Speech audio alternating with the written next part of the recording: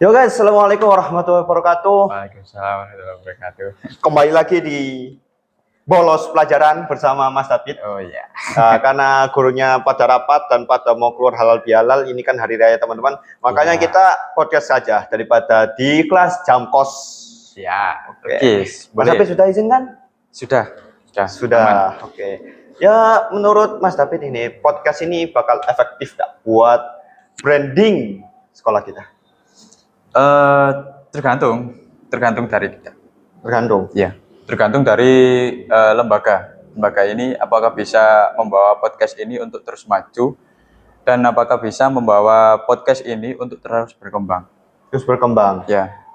Ini mungkin perkembangannya masih kecil banget ya teman-teman. Ya.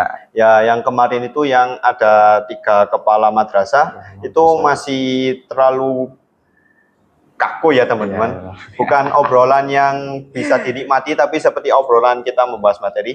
Jadi kita santai saja di sini. Saya mengundang narasumber baru. Ya. Ya, perkenalkan mantan ketua OSIS. Oke. Oke, siapa namanya, Bung? Perkenalkan, nama saya Muhammad David Ari Firdaus. Saya dari kelas 12A. Sebelumnya memang benar sih mantan ketua OSIS ya.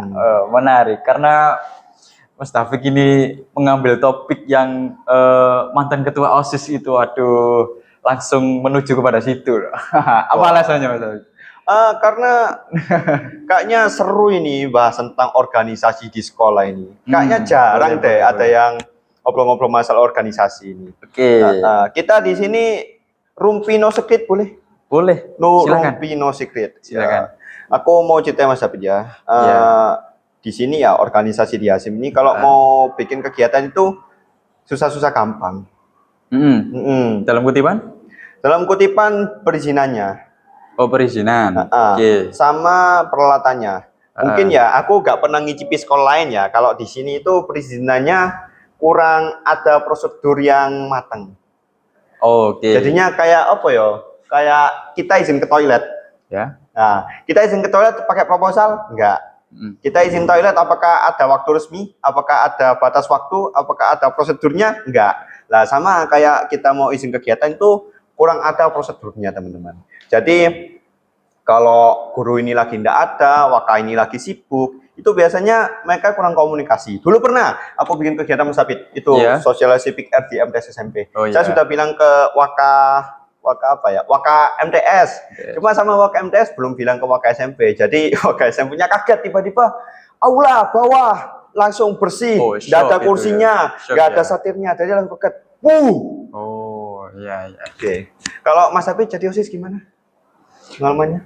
Untuk pengalaman saya menjadi salah satu ketua organisasi di YPS Hasyim Asy'ari. Kaget nih teman-teman. Pengalaman saya sebelumnya saya nggak pernah mengalami hal yang seperti Mas David ceritakan. Ya, karena gini, tidak menjelekkan atau tidak merendahkan citra dari PIKR ya. Iya. Karena PIKR itu termasuk organisasi baru di Yayasan Pendidikan Hasyim Asy'ari dan juga termasuk masa pengenalan untuk siswa di yayasan. Sedangkan organisasi OSIS atau OSIM dan juga Dewan Ambalan atau DA itu di sini termasuk agak lama kan? Agak lama. Nah, itu. Mungkin Bapak Ibu guru atau waka itu lebih mengenal lebih dalam tentang organisasi OSIS, OSIM dan DA. Ya, karena Mas David tahu sendiri kan, tahun kemarin kan PIKR baru memperkenalkan diri Agustus ya. Ya itu. Makanya kalau bilang tentang perizinan atau dan lain sebagainya, better saya kurang paham karena soalnya pengalaman saya itu untuk di sini di organisasi OSIM atau OSIS maupun DA perizinan itu lebih lancar tentang kegiatan. Atau mungkin ya ini nggak jelek-jelekin sama kayak Mas Habib ya. gak jelekin sekolah ya. Gini, kalau kegiatan PIKR itu biasanya apa ya bahasannya ya? Tiba-tiba banget.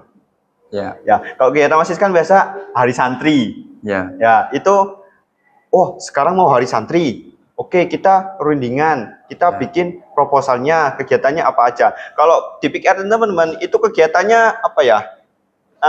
Mikir. Kalau aku kepikiran mau bikin kegiatan ini, ya udah, saya langsung ngetik proposal, semalam jadi, besoknya langsung dikasihkan. Kalau print-printannya buka.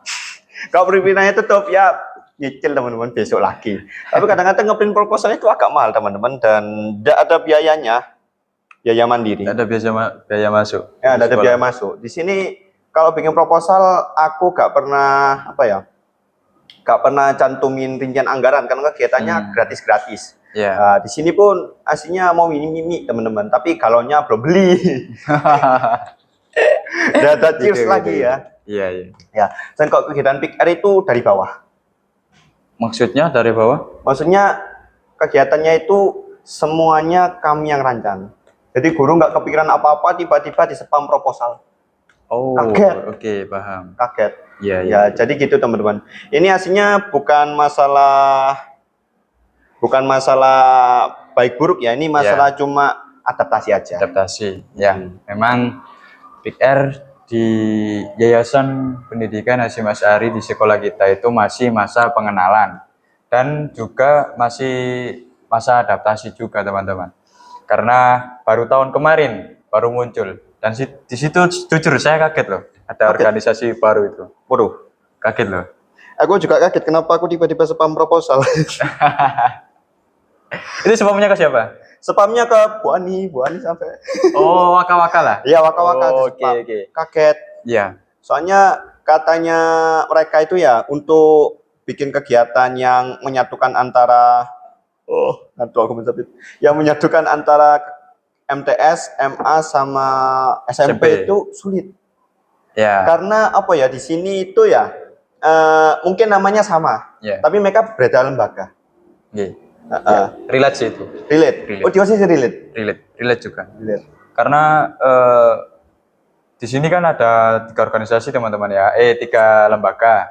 Ada SMP, TS, dan MA. Sesudah kemarin dijelaskan tentang kepala sekolahnya masing-masing, memang di sini ada 3 lembaga teman-teman. Nah, di OSIS juga sama. Untuk menyatukan 3 lembaga ini susah. Apalagi berbicara tentang mengenai anak remaja. Itu memang susah. Pikirannya kan kemana-mana kan, masih labil hitungannya. Jadi sama juga, OSIS itu kendala di pelajar di siswa lembaga Hasyim Asy'ari ini susah untuk menyatukan gitu.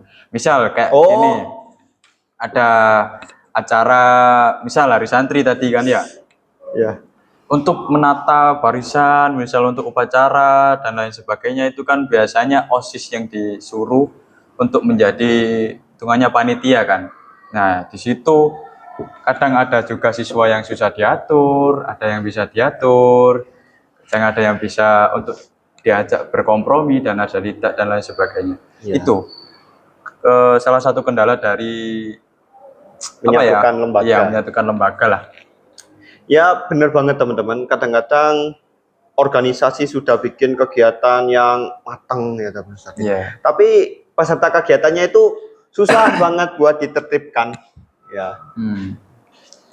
Ya, saya menarik ulur kata-kata dari David tadi. David, Anda sendiri? Bukan, Baril. Baril. Karena nama kita sama teman-teman. Ini David pakai Q dan saya David pakai D ya. Itu hampir sama lah. Jadi sekarang saya panggil Baril. Makan Papua aja keluar bro. Jadi hampir sama lah. Baril, sekarang Mas Baril. Saya tarik ulur dari perkataan Mas Baril tadi. Tadi sempat Baril bilang itu di PIKR itu semua serba dadak ya. Serba dadak. Nah, kalau menurut saya ya di organisasi itu kalau apa-apa serba dadak kurang efektif menurut saya. Memang. Soalnya apa? Dalam kita menggarisbawahi organisasi itu apa? organisasi adalah sebuah kelompok atau sebuah ajang untuk berdiskusi, menjelaskan tentang pendapat kita, statement orang lain, dan lain sebagainya, untuk saling mengenalkan referensi-referensi baru yang bisa membawa sebuah organisasi atau sebuah lembaga untuk menjadi lebih maju dengan adanya organisasi. Gitu kan? Oke. Dan saya ada pertanyaan, kenapa harus dadak itu? Karena teman-teman, kita masih belum ada PO. Mas Abid pernah dengar PO? What's wrong, PO? PO itu peraturan organisasi. Oke. Biasanya di sekolah-sekolah lain itu ada PO, teman-teman. Jadi misal ya di sini ada tiga negeri, ada negeri OSIS, ada negeri DA, ada negeri PIKR. Nanti di ketiganya ini disusun, teman-teman. Tugasnya apa aja, hak kewajibannya apa aja, peraturannya apa aja, semua itu disusun. Nah, kebetulan di sini belum ada PO. Jadi kita kayak meraba-raba jalan. Ya, itu nggak ketemu kuntilanak. Wih, nggak boleh teman-teman, agak sus. Nah, jadi kita meraba-raba jalan. Jadi kita kalau pengen kegiatan tuh nggak tahu prosedurnya, ya kayak tadi sih, nggak tahu prosedurnya. Kita pun kegiatannya itu bukan yang terencana ya teman-teman. Kita itu kasarannya itu mut-mutan. Iya, mut-mutan Mas David. Kita itu agak serampangan ya. Jadi kita, wah kegiatan kita kok ini apik deh. Iya. Ayo bikin proposal, gas, nulis proposal, ketik. Jadi, nah kita di internalnya pun ya itu kurang dekat komunikasinya. Mungkin yang punya jabatannya sekretaris, yang ketua, yang bendahara itu aktif, ingatkan anggota-anggotanya. Tapi anggota-anggotanya itu nggak nanya teman-teman. Mereka itu cuma kadang informasinya diri doang, terusan pas hari H mereka bingung. Relate gak? Relate. Saya sebentar ya, mau cut dulu. Ya. Rekaman. Sebenarnya PIKR itu dari mana asal-usulnya atau pertama kali dibentuk oleh siapa? Oh gitu. PIKR ya, apa itu memang pertama dari untuk organisasi sekolah atau bagaimana? Oh, PIKR itu udah banyak banget di Indonesia, di Lumajang pun udah banyak banget. Jadi PIKR itu dari BKKBN. Nah, BKKBN itu punya ide teman-teman. Kalau ini isinya cuma penyuluh KB yang ada di kantor-kantor yang pakai sepatu kulit hitam itu mungkin anak-anak kurang tertarik terhadap visi misi BKKBN. Ya bagaimana kalau kita membentuk agen-agen remaja di setiap sekolah? Nah, jadi gitu teman-teman. Kan namanya PIKR, Pusat Informasi Konseling Remaja. Konseling teman-teman. Kira-kira kalau bapak-bapak yang umurnya beda jauh sama kita itu ngonselingin kita itu kita agak canggung. Pasti. Ya. Makanya kita perlu yang namanya yang sebaya, yang remaja. Jadi kayak teman curhat gitu teman-teman. Ya, kurang lebih solusinya begitu Mas David. Jadi dari atas itu bingung. Ini kalau bapak-bapak ngobrol sama anak-anak itu nggak nyambung. Ya gimana kalau kita bentuk agen anak-anak. Tapi kalau agen anak-anak itu pasti ada kekurangannya. Ya, agen anak-anak itu kompetensinya kurang kalau mau diajak konseling. Mungkin nyambung ngomongnya, tapi mereka mungkin bisa ember. Mereka mungkin gak bisa menyelesaikan masalah, mereka mungkin menghakimi. Jadi di PIKR itu tidak sembarang orang itu boleh menjadi konselor. Boleh menjadi yang konseling. Tapi kompensasinya di PIKR itu kegiatannya nggak cuma konseling. Jadi yang berhubungan dengan remaja, terutama kesehatan mentalnya itu, ya itu ranahnya PIKR. Nah, gitu Mas David. Gua misal sebagai perwakilannya dari BKKBN untuk supaya menjelaskan kepada murid itu lebih enjoy kan ya. Rasulnya. Iya, konsulnya. Oke, paham. Mulai paham sekarang. Dapat wahyu di gua bawa jembatan mendapat wahyu dari BKKBN. Oh iya, paham. Terus ini Mas David, kita kan susah ini ya. Kita kan udah kelas 12. Ya. pasti emotional damage itu kerasa banget. Ya, kita mulai harus bisa berdiri dengan kaki sendiri, Ya. meskipun gemetar tetap melangkah. Aduh, Ya. kok tambah puitis teman. Karena belum makan teman-teman, MBG-nya belum datang karena dapurnya Ada perbaikan. Perbaikan. Ya, SPPG-nya ada perbaikan, teman-teman. Kira-kira ini kalau SPPG-nya perbaikan ya, Ya. anggaran MBG-nya setiap hari kan keluar nggak? Kurang paham, kurang mengetahui ya. Iya, kurang paham. Iya, ya, kalau dipikir-pikir gitu ya. Iya. Apakah tetap mengalir apa enggak? Kalau tetap mengalir, berarti kalau tetap mengalir, tapi dapurnya masih bisa diperbaikin, Iya. kan belum bisa bikin makanan. Iya. Apakah MBG yang akan datang itu merangkap dan sangat-sangat gacor? Wow. Wow. Itu salah satu impian. Iya, kayak MBG yang apa itu hari terakhir masuk. Oh iya, itu rangkap-rangkap ya. Rangkap-rangkap. Rangkap-rangkap. Asik gitu, Bang. Asik banget. Langsung banyak cemilan di rumah. Aduh, 1 liter teman-teman susunya. Iya, 1 liter, susu 1 liter itu. Susu 1 liter. Oke. Nah, Mas David menikmati MBG? Alhamdulillah menikmati. Alhamdulillah menikmati. Iya. Pro kontra MBG? Saya masuk dalam Netral. netral. Oh, netral. Netral. Iya. Oke. Karena kita kan tinggal menikmati aja kan. Tinggal menikmati aja. Iya, sebagai pelajar kita kan hanya menikmati ya. Iya sih. Kalau aku sih kontra. Oke, kontra. Oke. Menarik nggak? Mau dijelasin nggak Menarik. kontranya kenapa? Kenapa ini kontra ini? Karena MBG ku nggak gratis teman-teman. Ya, Iya. betul. Kan ada meme itu. Diambil dari pajak negara. Wah, diambil dari wajib pajak. Iya. Ya, MBG itu gratis. Yang wajib pajak tendangan halal. Agak garing ya teman-teman, karena saya tidak bisa loncat kalau di sini, Iya. tidak bisa memperhatikan tendangan halalnya.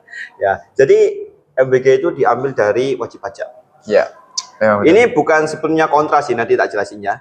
Nah, terus wajib pajak itu tidak semuanya orang kaya. Mm. Pajak motor, pajak rumah, itu nggak semuanya orang kaya yang bayar.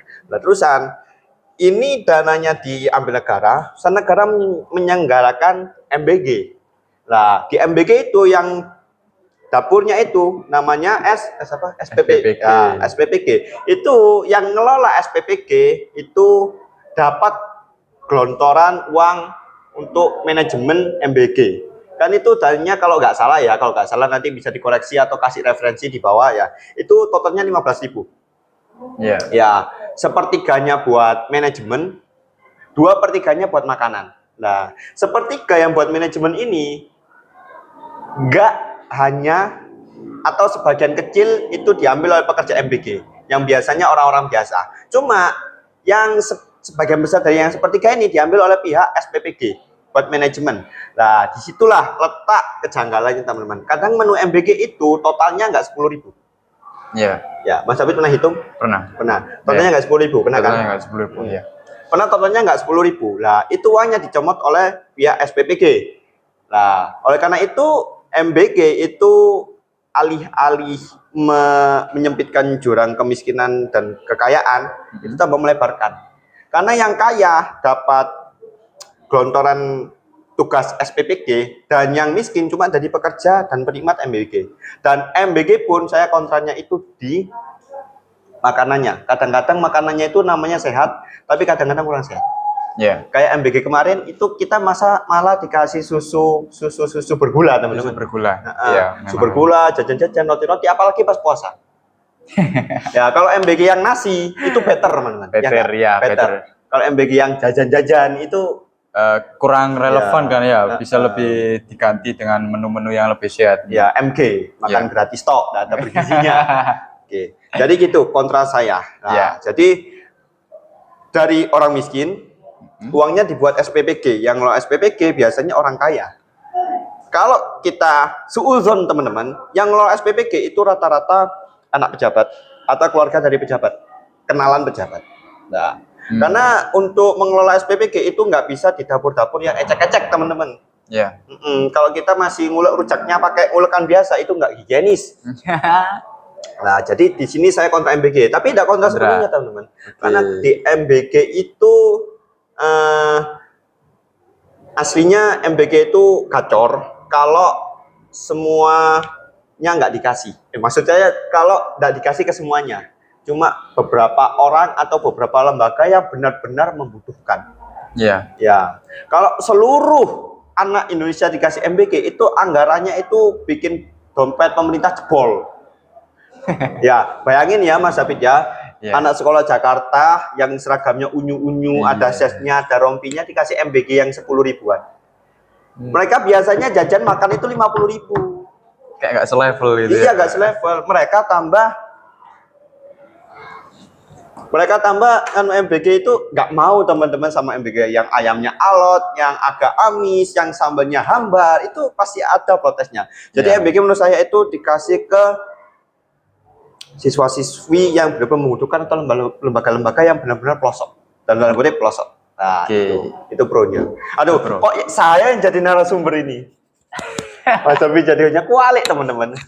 Apa ini judulnya diganti ngobrol saja, tidak ada narasumber, tidak ada, Oke. tidak ada hostnya. Oke. Oke, Oke aja lah. oke aja. Bagaimana Mas David? Ayo kita lanjut. Ini Mas David. Kenapa? Mas David punya pengalaman percintaan nggak? Oke. Ada pengalaman. Gimana? Manis atau ada asamnya percintaan remaja itu? Sebenarnya gini, percintaan remaja itu ada kalanya manis, ada kalanya asam, ada kalanya pahit. Pahit. Pastilah itu. Semuanya itu pasti ada. Karena dalam tanda kutip percintaan dalam remaja itu kalau zaman sekarang ya bisa dikatakan wajar. Wajar banget, dari Iya, dulu wajar sih. wajar. Menurutku. Lebih marak sekarang sih kayaknya. Lebih malas sekarang. Iya, Oh iya, lebih marak aksesnya sekarang, gampang sekarang, banyak media Ya sosial. banyak medsos dan lain sebagainya kan. Itulah. Jadi faktor pendorong untuk percintaan pada remaja yaitu tentang bagaimana cara menyikapi ke lawan jenis. Mengenal lawan jenis. Iya, mengenal lawan jenis. Khususnya para laki-laki ya. Oke. Ya kan kita laki-laki semua, kru-kru pun laki-laki, kita Oh, nggak iya. tahu sudut pandang perempuan. Oh ya, kapan-kapan kita bakal Apa? Undang perempuan mungkin? iya. Sumbernya perempuan?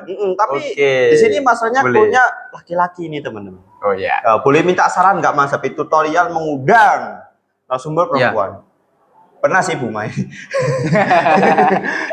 Ya kan itu perempuan toh. Ya, maksudnya yang remaja. Oke, yang remaja kalau menurut statement saya cari yang benar-benar dia memiliki pemikiran yang luas. Ya itu harus. Ya itu harus kan. Aduh, ceker. Sakit kakiku teman-teman. Kalau menurut saya di sini banyak sih. Banyak. Di yayasan ini banyak MA, yang MTS, berpotensi. Khususnya MA loh ya. banyak MA. Ya, Kalau banyak. yang MTS SMP ada nggak? Ada sih. Ada beberapa, cuma Aku nggak tahu. cuma kita nggak tahu teman-teman karena kita kan di MA kan. Jarang kenal juga dari kalangan-kalangan MTS dan SMP. Kalau di MA mungkin banyak. Banyak. Ya. Oke. Saya bisa rekomendasikan nanti. Oke. Loh, maksudku ya mungkin kita harus mencari narasumber yang berkompeten. Ya. Tapi maksudku caranya agar mereka mau, karena Oh, krunya agar di sini mereka kan mau. jantan-jantan semua Mas. Oke. Kalau misalnya ya Mas Barin bisa mengajak teman-teman dekat dari narasumber tersebut. Soalnya kan biasanya ya ada sahabatnya yang teman dekat gitu kan. Itu baru mau ditemani kan, baru gitu. Oh, jadi kayak aku sendirian di situ ada temennya gitu. Iya, Ya, aku boleh. sama. Atau misal narasumbernya nanti itu sendirian atau temannya di belakang layar itu Oh bisa. ya boleh, ditemenin ya. Iya. Cara apa? Biar enggak malu aja dia. Ya, nggak Narasumbernya. Soalnya kan perempuan gitu kan. Ya, Iya. gampang malu lah gitu. Apalagi kita juga sama teman-teman. Laki-laki juga gampang malu, pemalu. Apalagi saya karakternya pemalu sih. malu. Iya, pemalu. Kalau berurusan dengan lawan jenis loh ya. Oh, Lawan jenis itu pemalu banget saya. malu banget. Iya, malu banget lah. Oke. Jadi ingat dulu teman-teman, saya dulu itu sangat-sangat pemalu, tapi sekarang Ya. udah apa ya, nggak Apa? ngurus. Sudah berkembang lah. Sudah pro teman-teman Sudah. sekarang mana? Iya. Pro. pro apa? Sudah melonjak dari zona nyaman. Oh ya, sudah melonjak dari zona nyaman. Udah pro tuh. Iya. Dulu Mas David pasti ingat dulu. Ya, oke. Aku di SMP, di MTS. Oke, Gimana kita saya? tarik ulur dulu ya teman-teman, karena kita dari dulu di Yayasan Pendidikan Hasyim Asy'ari ini hitungannya sudah 6 tahun kita di sini teman-teman. Dan Mas Bahril ini salah satu teman saya mulai dari MTS. Bayangin sampai sekarang 6 tahun teman-teman. Cuma di MA ini kita beda kelas. Beda kelas. Beda kelas. Ah. Mas Taufik, Mas Bahril di B. B ya. Saya 12A teman-teman. Ya 12A. Itu kalau Ya. wali kelas dong. Ya, beda wali. Wah, kenapa itu? Kenapa itu? Ini Pino Speed ya teman-teman. Ya, Wah, mari rawat teman-teman habis istirahat tadi. Gimana David podcast hari ini? menyenangkan sekali. Menyenangkan sekali. Mana yang Menurut saya menyenangkan. Iya. lagi. Karena baru kali ini saya podcast. Iya. Baru Bahril sendiri yang nyuruh. Kemarin dadak juga itu. Baru kemarin nyuruh langsung. Kamu apa? Jadi narasumber bisa uas. Langsung. Kan Iya, gini iya, teman-teman iya, ceritanya. iya. Kan kemarin hari Kamis ya. Hari Kamis kan cuma libur. Iya, Hari Kamis cuma itu libur. aku sama Mas David itu ada tes. Tes tasmi. Ya, tasmi itu Al-Quran. hafalan. Hafalan. Nanti bisa cek Di rekamannya. YouTube-nya. Oh, Rekaman? Oh, enggak direkam. Nggak direkam kita. Oke. Direkam saja Bapak Hore dikit-dikit. Ya, di, Mungkin nanti lewat di video short ya. ya, di short. Ya, di Mungkin short. di TikTok juga. Heeh. Nah, jadi kan habis tasmi itu kan kita nggak ke kelas dulu karena kemeng teman-teman. Ya. Jadi kita santai dulu. Istirahat santai dulu lah. Istirahat teman-teman, santai ya. dulu. Ya, kok tesnya gacor tipis. Aduh. Nah, jadi Mas Habib bilang, saiki di Hasyim ada broadcast. Iya, ada broadcast ya. Sempat saya singgung gitu teman-teman, karena kok sudah makin berkembang gitu loh. Ada broadcast juga dan salah satunya Host. Iya, hostnya itu kok sing kenal banget gitu loh. Langsung wis. Langsung. Nah, kemarin itu saya sempat kasih referensi ya. Iya, referensi, ya. kritik dan Ya. juga saran. Dan juga saran juga untuk kritik bagaimana perbaikannya untuk berpodcast ya. Kalau saya sih kelamaan undang aja sekalian. Ya, teman-teman. Iya ya. Ya. Kan kita enggak ada adsense-nya. Hah? Enggak ada adsense kan? Iya. AdSense. Nggak perlu serius-serius lah. Sudah dimonetisasi belum ya YouTube sekolah? Kemungkinan sudah. Kemudian sudah ya. Oke. Kayaknya ini guru-guru sudah datang semuanya. Oke. Rapatnya sudah selesai. Jadi kita sebenarnya udahan ya teman-teman. Nanti kalau teman-teman mau request mau podcast bahas apa atau sama Mas David lagi atau sama Pak Irfan lagi Narasumbernya monggo. ganti juga enggak Sebenarnya kali hostnya ganti pun monggo teman-teman. Oke. Serah. Saya mau jadi di switch jadi narasumbernya boleh teman-teman. Saya jadi host ini nggak ada penggantinya teman-teman. Apakah saya akan menjadi Soeharto nge-host selama 32 tahun? Saya nggak ngerti. Oke, teman-teman, Iya, makasih iya. sudah menonton. Terima kasih teman-teman. Terima kasih untuk Mas Taufik karena Ya. sudah Ya. mau mengundang dan Ya. juga mau mengajak. Ya. Thank you juga Mas David sudah datang di Ya. Gas Mawon pun. Oke. Oke. Guys. Oke, makasih. Ya, Assalamualaikum warahmatullahi wabarakatuh. Waalaikumsalam warahmatullahi wabarakatuh.